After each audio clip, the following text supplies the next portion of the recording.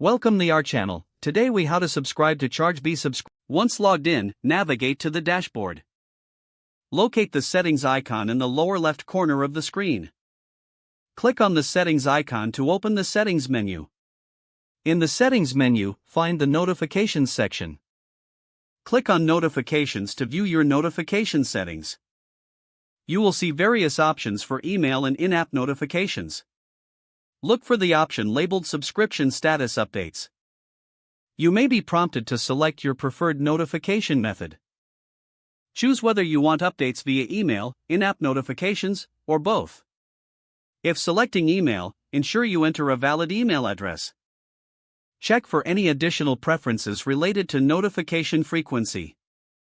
After setting your preferences, click on the Save Changes button.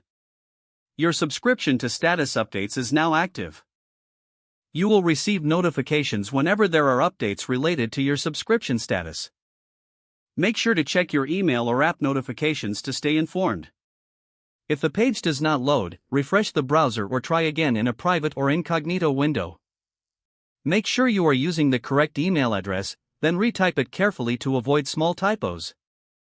If your password is not accepted, use the reset option and create a new strong password you can remember. Check your spam folder for verification or security emails, then complete any requested confirmation steps. Enable two-factor authentication if available to improve account security and reduce unauthorized access risk. After signing in, review your profile details so your contact information and settings are accurate and current.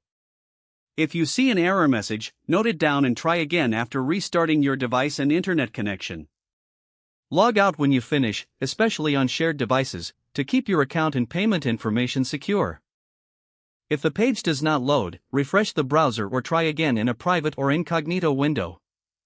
Make sure you are using the correct email address, then retype it carefully to avoid small typos. If your password is not accepted, use the reset option and create a new strong password you can remember.